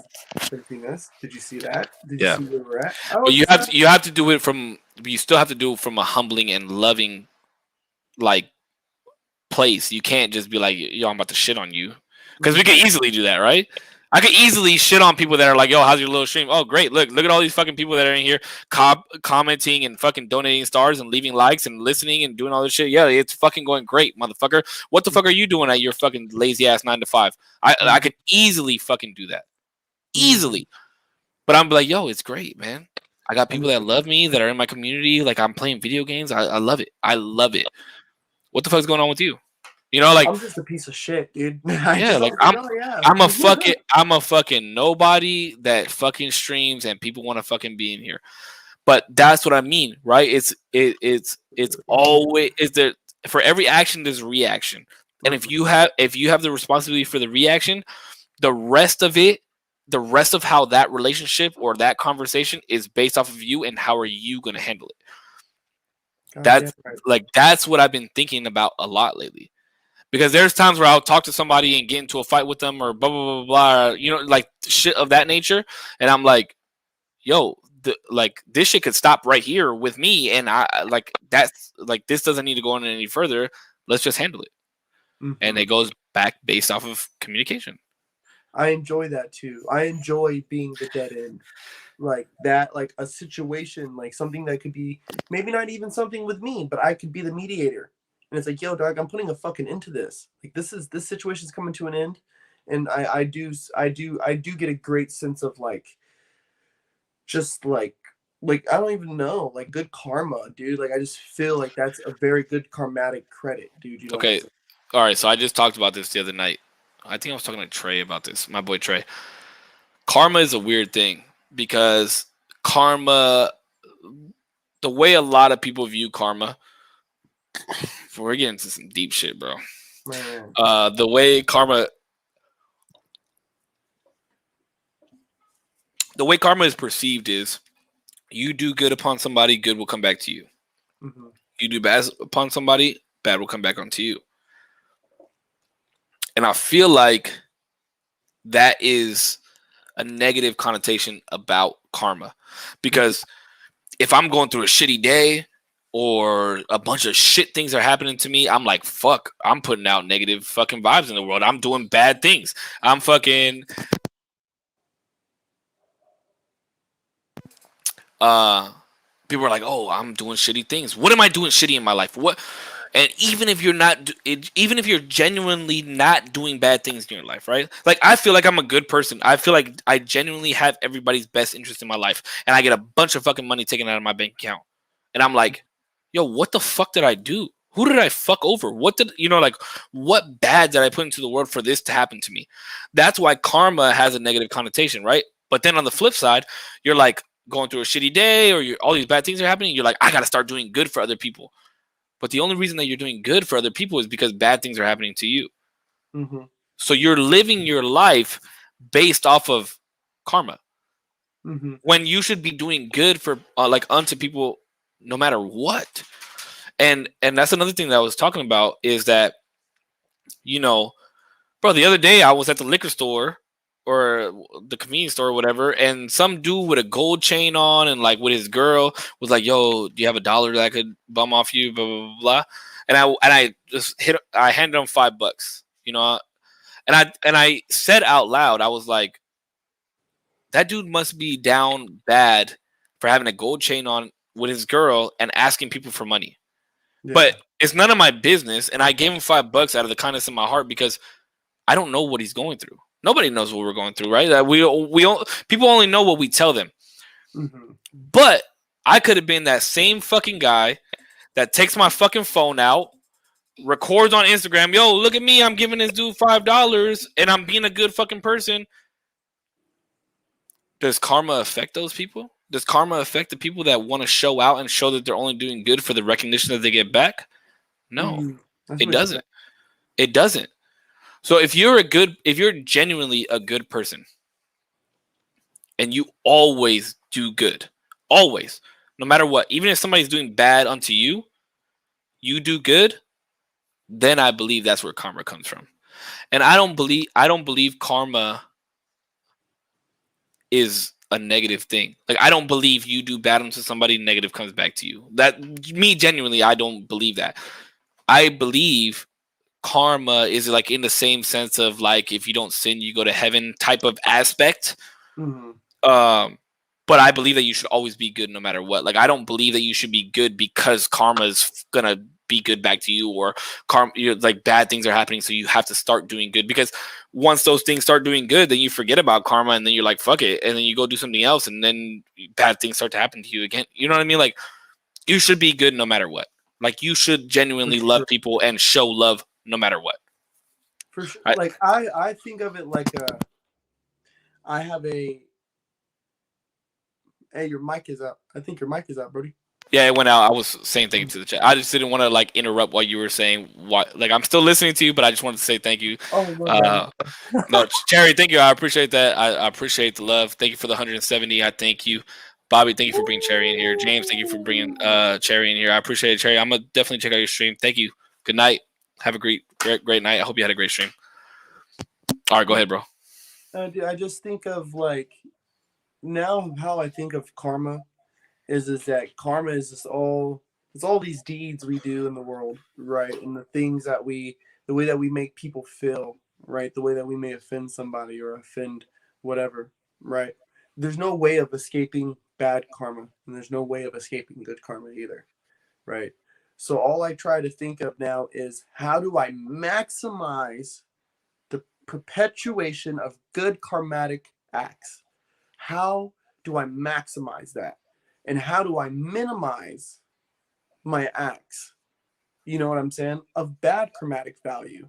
Because in the end, there's got to be some debt paid. I just have this belief that everyone has a debt when you go to the other side. Like, there's this, you're not a perfect person. There's no perfect people in the world. Everyone makes mistakes. You will always offend somebody. That's why, like, the whole thing of like, yeah, like the do good, I'm gonna do good because I want good karma. I don't really think it works that way, dude. Like, you know what I mean? Like, yeah, you do good shit because you should do good shit. You know what I'm saying? Because when we hit the dirt, like, we all have done bad stuff, dude. So how about we start kind of like making up for that and just maximize? How do we maximize this and minimize the bad shit we do? But everything I say, there's gonna be stuff on here I say people are gonna get pissed off or whatever. Trust me, bro. I'm 100% with you on that one. Yeah, like, I can't help that. I'm sorry. I am sorry. But the other 99.9% of this is meant to help somebody or inspire them. So I really don't know what to tell you, dude. Like, I'm really sorry. Really fucking sorry. Here's the thing is, what are you sorry for? Are you sorry for saying something offensive, or are you just sorry because it offended somebody else? That's a huge thing, bro. Like, I've thought about that a lot too. It's like, am I sorry for the words that I said, or am I sorry because it offended somebody? I'm sorry that it offended them, because my words, maybe if I had chose different words, maybe they would have understood what I was saying. So is it maybe a language barrier that we have that you're not understanding what I'm trying to say? Or maybe it's my point of view. I don't want my point of view to offend somebody, and it's not going to. I'm most sorry because my point of view won't change just because it offended you. Because I wouldn't want. That's a good value. Yeah, because dude, me and you have different opinions on shit. You know what I'm saying? And we've had our debates, and it's like, if you can't value somebody's opinion and still maintain your own, like, what is the world? Like, it's all, why be friends? Why even? You should have people in your life who want like-minded shit but think differently. You know what I'm saying? Like, we all want to do certain things. We all want, like, but you should all behave differently. You should all behave and carry different mindsets into that same path. You know what I'm saying? Yeah, no, it's okay. It's 100% okay to disagree on shit. 100%. You should disagree, because then that's how conversation comes about. And maybe, just maybe, you could change somebody's mind about how they view things and things of that nature. But at the end of the day, it's okay to be like, yo, you view things this way and I view it this way, but that doesn't change who we are. Like, it doesn't change the fact that I still am your friend. You know what I mean? Like, that's a huge issue, especially nowadays. Right now, I've seen it a lot with, like, not to get too much into it, but I've seen it now with, like, politics. Like, I've seen people be like, "Oh, if you represent this person, like, you can't even be my friend anymore." Like, I feel like that's bullshit. Like, it's ended like 10+ year relationships with people, and I'm like, what? Like, just have a conversation about it and be like, understand why they are okay with this path. Or, like, just because, like, if you say you hated blue, or I'm wearing a red hat, if you say you hated red, I'd be like, fuck you. You can't, I can't be friends with you because you say you hate the color red, and I love the color red. That's what it is. But then I'd be like, but as a genuine, like, caring person, I'd be like, yo, like, what is it about red that you dislike? What is it, like, why do you, like, understanding, you know what I mean? Like, why is it that you feel this way? Let me understand. Okay, great. That's why you feel that way. That's why you understand. Okay, I love red, and I can get behind the fact that I love red, but I also can get behind the fact of why you don't like red, because now I understand your aspect. You know what I mean? Like, that's the issue. And again, it comes back to communication. Like, people do not communicate anymore. They immediately hear one thing, they're like, fuck you, I can't fuck with you because you feel this way. And you're like, that's it? Yeah. That's why you don't fuck with me anymore? Because I said this? Why don't you understand why I feel that way? Like, why? You're my friend. Get to know why I feel that way. Have a conversation with me. Because it's against the status quo. And I feel like everyone... like, I feel like it started off with just like the whole, like, social media echo chambers type of thing, where everyone just agreed on everything and everyone liked all the same 5 things. And then it turned into, you know, we will get you fucking canceled, your job, your bookings, or this. Some of it justly so, some of it not so justly so. And some of it is just simply based on the idea that we're not supposed to have different ideas. That just because you believe in something, you and your group of friends believe in something, means that I can't believe in what I believe in. You know, yeah, they say it's wrong. You know what I mean? Like, why? Because we believe different things. It doesn't mean I'm wrong. It doesn't mean you're wrong either.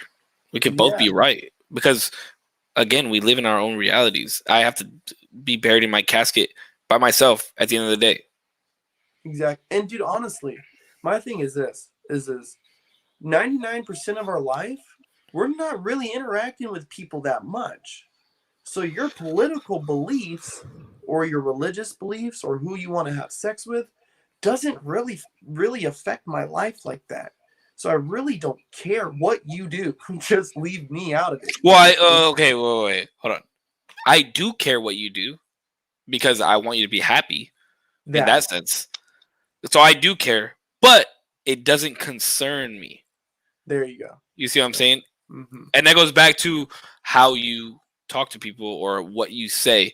But, well, real quick, let me just address this, because Abel said that's why he has a rule to not put himself in a vacuum of the same opinions. That's great. That's a fucking good thing, because people that have different opinions can talk, they can debate, and they can still be friends and be like, yo, my outlook on this is now different because my friend has this outlook, or, you know, like, their outlook is different because, but let's still be boys. Let's, like, still break bread at the end of the day. But that's fucking important. You know, like, I have a friend who has the complete opposite political beliefs that I do. And when something happens in the media or something happens in politics, we call each other and we're like, yo, let's debate about this. And we've been doing this for fucking years. And that's still my boy. Like, I can still call him right now and be like, yo, I need a fucking ride to so-and-so. And he'd be like, all right, I got you. You know what I mean? Like, that's fucking important. But going back to what you just said is like I don't care, right? Something that I've learned in the past year, or I would say 6 months, something that I learned in the past 6 months is it's about how you say things sometimes. And granted, we don't always say things the way we're supposed to, right? And that's what offends people, is that sometimes we say things and like you said, the way it comes off could be perceived different, right? Like, if somebody heard you say you can sleep whoever you want with, you can have whatever religion you want with, you can have this, whatever you want with, but I don't care. Somebody could perceive that as you genuinely don't give a fuck. But I know you, and I know what you mean is like it doesn't affect you. So that's why you're not gonna put a bunch of effort out to be like, yo, you're homosexual, or you're non-binary, or you're Christian, or you're this, or you're Republican, blah blah blah blah. Like that, I like it doesn't bother me that you're that way. Like I'm still gonna be your friends. That's how I know you're saying it. But to somebody else, they could be like, oh, he doesn't give a fuck about me anymore because I'm gay or because of this, right? And that's why if somebody says something offensive or somebody says something that you don't like or whatever the case may be, you got to be like, yo, like we either pull them to the side or whatever the fucking case may be, like, yo, you like honestly, you can't, like, not that you can't is such a bad way to put it, or like, yo, you offended me when you said this. Can you elaborate and tell me what you meant about that? And then in that case, if they're like, yo, I don't give a fuck about any of that shit, like it's a stupid thing for me to care about, then okay, then you could be offended.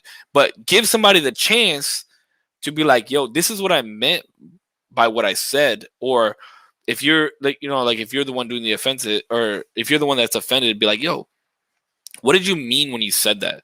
Like, communicate and actually break down the point of, like I said earlier, like if we have a disagreement, let's get to the stem of it. Let's get to the foundation of where the disagreement came from, because it could all just be a fucking misunderstanding.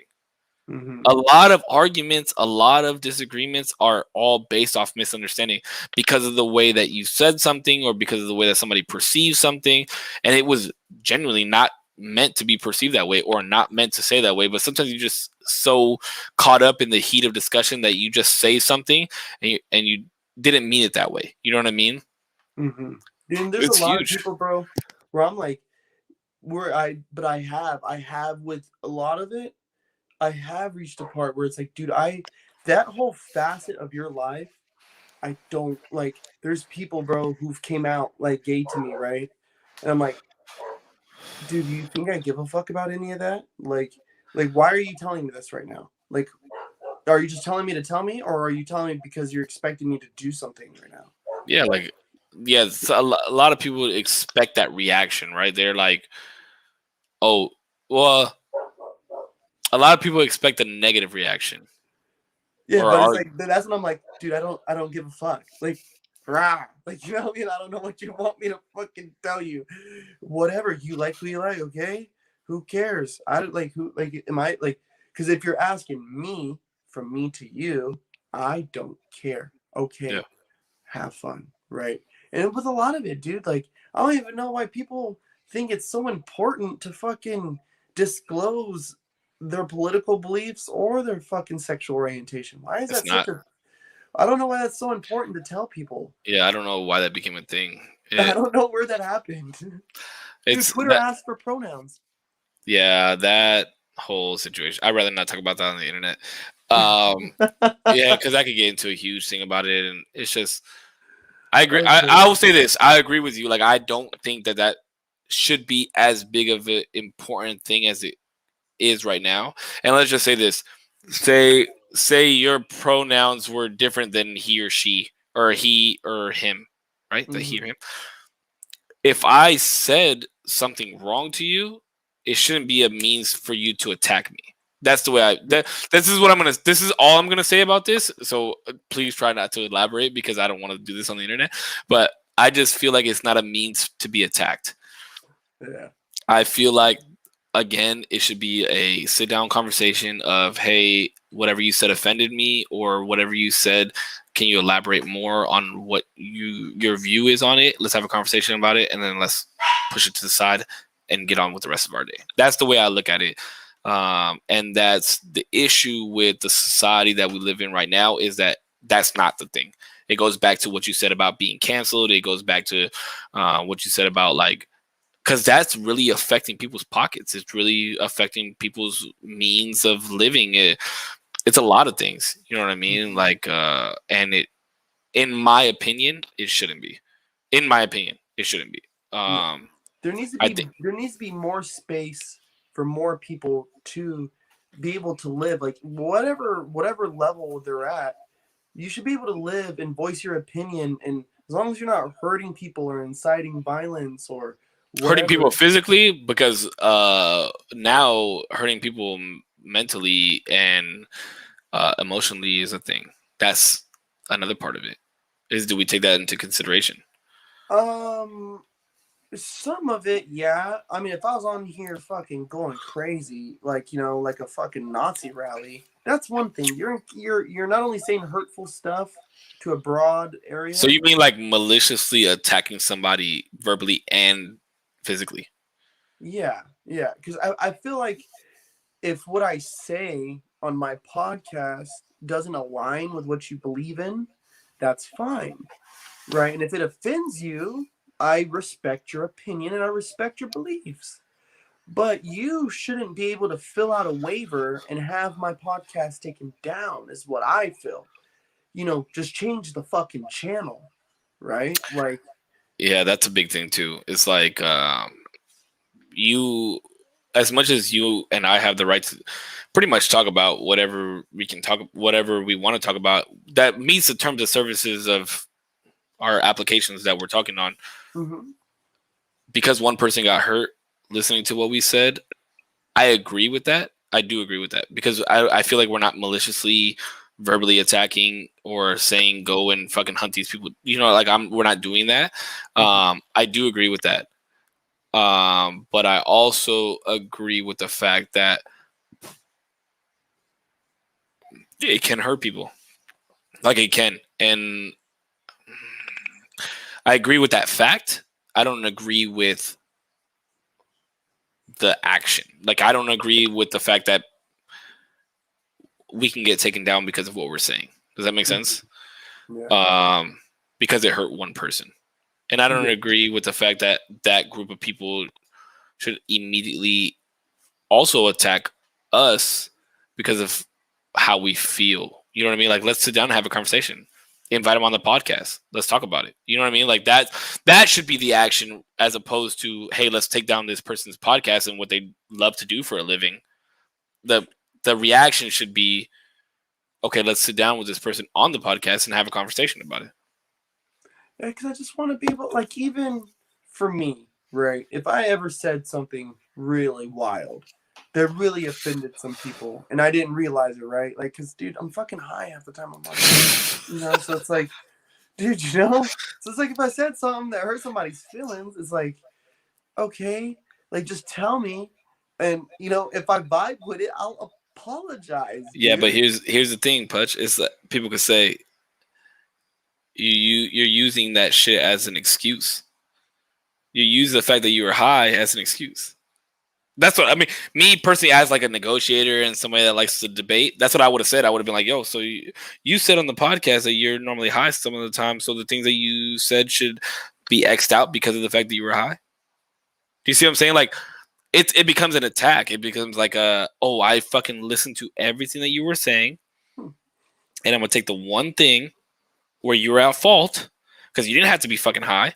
I didn't have to be drinking while we were doing this, but I'm gonna take that one thing and I'm gonna use it against you. So you were high. So just because you were high, that was the excuse on the fact that you did this. You said it. You said it. You said that you were high, and that's the reason that sometimes you say things that you didn't mean to say. So who's at fault? Me, because of the fact that I feel the way that I feel, or you because you were under the influence and now you want to use that as an excuse? You, because you're listening to somebody who's under the influence on your fucking spare time. All right, so Trey said people are so quick to get offended and not explain their views anymore. Very few people care to explain or accept other people's perspectives. Sad truth. It absolutely is, bro. It absolutely is. Like I I have to listen. I have to listen to you complain about something that I said because that's your perspective. But can I rebuttal? Can I come back and say what my perspective is and why I said those things? If I said that I fucking hate fried chicken, people would come after me. How fucking dare But you? why do I hate fried chicken? Because maybe I have like a fucking high cholesterol or something. You know what I mean? Like, or maybe I'm allergic to fucking flour and I can't eat that shit. And I hate the fact that I can't eat fried chicken because it's so good, but I can't eat it because I'm allergic to flour. You see what I'm saying? Like that would be my explanation, and I would get canceled because I said that I hate fried chicken.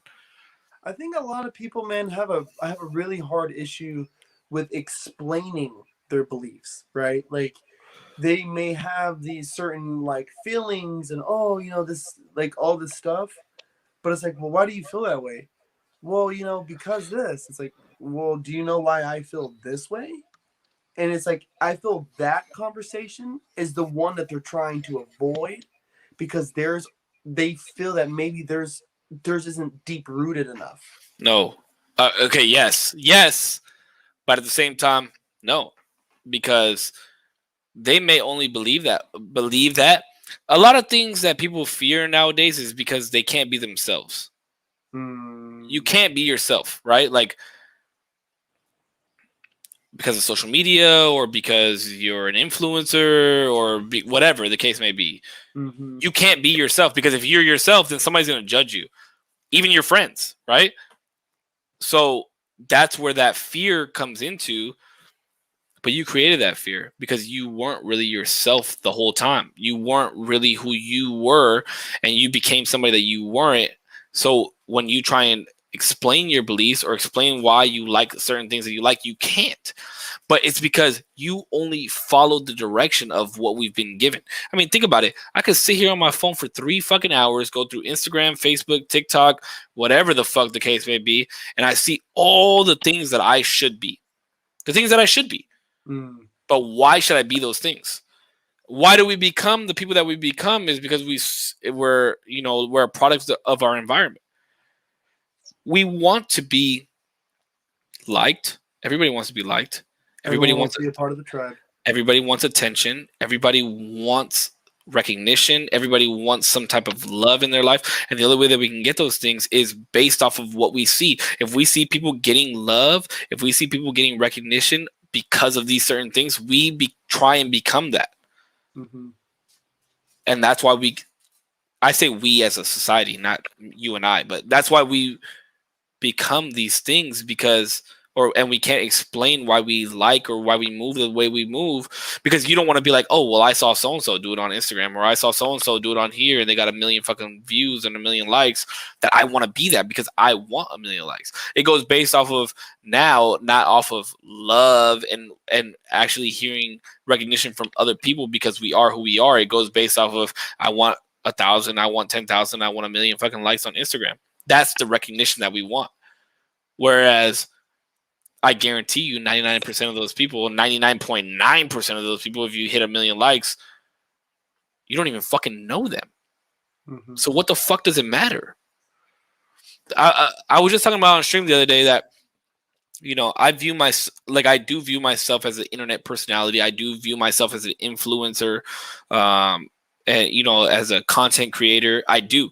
And my downfall I feel like my downfall a lot of the time is that I'm not active on social media. Like, I post shit on my stories and shit like that, but I don't post on my TikTok. I don't really post on my Facebook. The last time I posted on my Instagram before I hit 800 followers was like in October. But it's because I don't want to be that, hey, look at me guy. Even it sounds weird because I'm on the internet, like, hey, look at me, I'm playing video games type of shit. But I don't get satisfaction off of hitting 100 likes. I don't get satisfaction from that. I get satisfaction from people talking to me in my chat and engaging. Yes, but that part of me is disconnected. Like, I'm not trying to post my whole fucking life on Instagram because I want somebody to fucking hit 1,000 likes. You know what I mean? Yeah. Because I understand that is where our society is right now. And it's fucking sad, bro. It's sad. It really is. But as influencers, like, especially you, like it's huge for you to hit 1,000 likes on your post because you're offering a product. Right, you're giving that, but the way that you look at your shop Instagram as opposed to your actual Instagram, like your personal Instagram account, are probably completely different. Oh yeah, because you know what I mean. Because those are two different entities. It's just, it's hard to keep an actual like real life reality balance when you have social media that is so high these days. I mean, I think about it, like these Instagram models and things of that nature. Like people go crazy when they fucking meet them, but what are they actually famous for? What are they famous for? For having a nice ass? I'm out here in the motherfucking field. You feel me? I'm out here battling, and all they're doing is taking pictures in sweatpants, and I just don't get it. I mean, one of God's chosen ones, you know, they look good. They have good DNA, good genes. Great. God bless you, honey. You go to the gym. Love it. You know what I'm saying? But yeah, when you really boil it down, it's like, what are they doing? You know, why is our society this way? Yeah, like what have you given? What have you done for humanity? What like did you change somebody's life in a positive way? Now you have. That's why ass shots are such a huge thing. That's why fucking boob jobs are such a huge thing. You know, like that's why. Like it's just to me, that's a negative. Like you're creating negative. It's good for you, good for yourself, good for your brand, good for whatever you're trying to do for yourself. But big picture? Yeah, like what is the big picture? Are you actually changing the world? Like, are you actually changing the way of someone's thinking in a positive way, not in fucking? Hold on, real quick. I'll be right back. Hold on. I had to go pee real quick.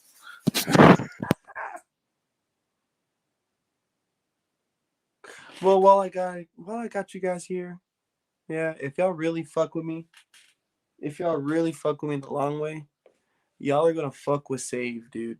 I don't know if y'all can hear me still on his stream, but y'all are gonna fuck with him, dude. He is such a good guy. He really helped get me through some of the hardest times of my life. Yeah, y'all need to understand that this is a good guy that y'all are fucking with. So please, please share it. Just share the stream. Just keep sharing it. Let's keep sharing it. Let's just keep sharing it. Appreciate you guys. Keep taking care of my boy.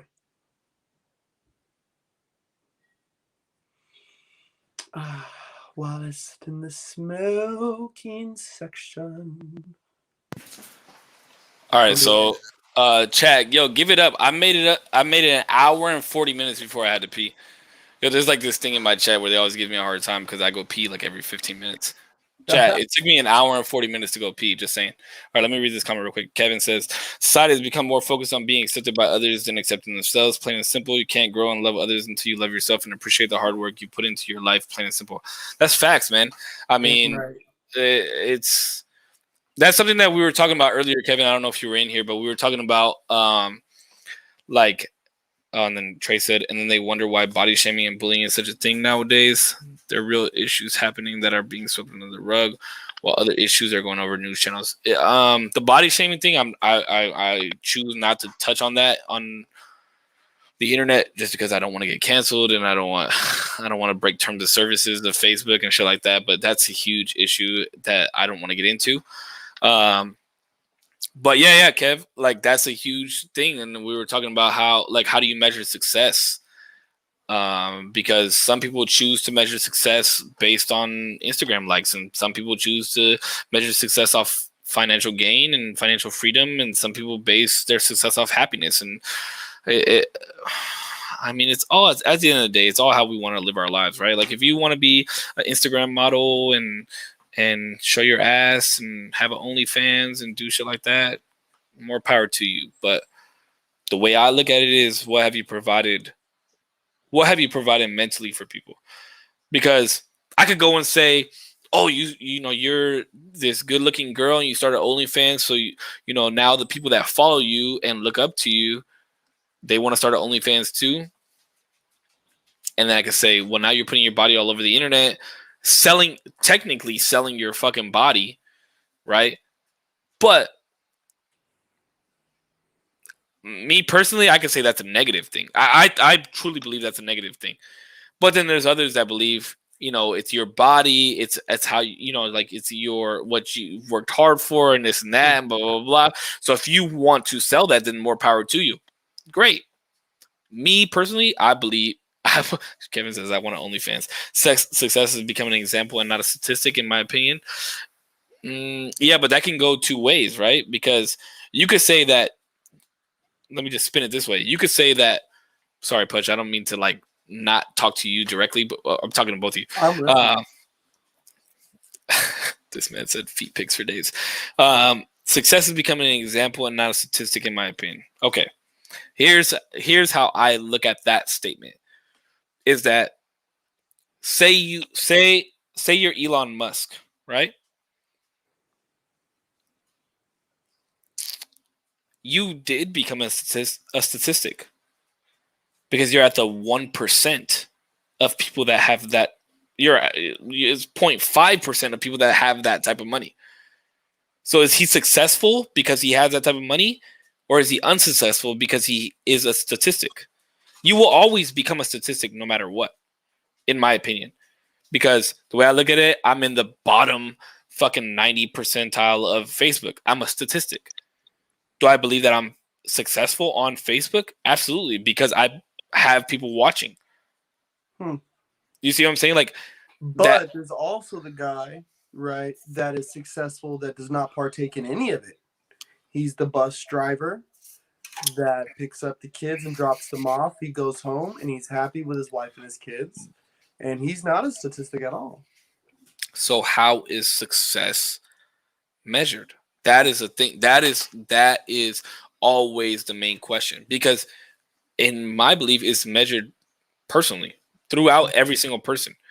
But we need to get it out of our heads that we measure our success based on other people or what we see from other people. Mm-hmm. Because I could see a motherfucker just, like, compared your measure of success, the things you have in your life will not. Hold on real quick. Musk was a bad example because he is living his dream and like living his goals. I was just using his name because he's in the high. I meant it in a different way. I just meant it because of his money. That's all. That's all I meant. You can say Jeff Bezos too, that he's successful because he's about to fly to outer space, and something that him and his brother wanted to do. I just meant him. Like, I just meant statistically wise. That's not what I meant. Talking from backgrounds, breaking free from substandard childhoods, and realizing there's more out there than what's shown growing up. Okay, that makes more sense. You mean like a statistic as far as in not ending up in jail, not ending up dead, not ending up a drug addict.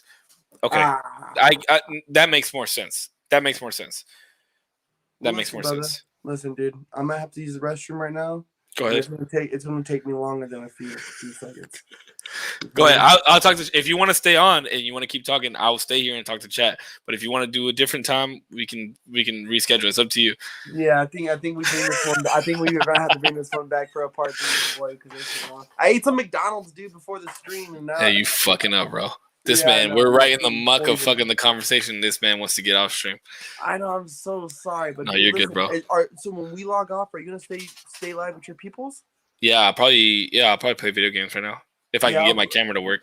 Yeah, if anything, I'll hop in there and fucking talk with you guys in there and shit and fucking chit chat. For sure, bro. But dude, man, Cisco, bro, I love you, bro. Hey, I love you too, brother.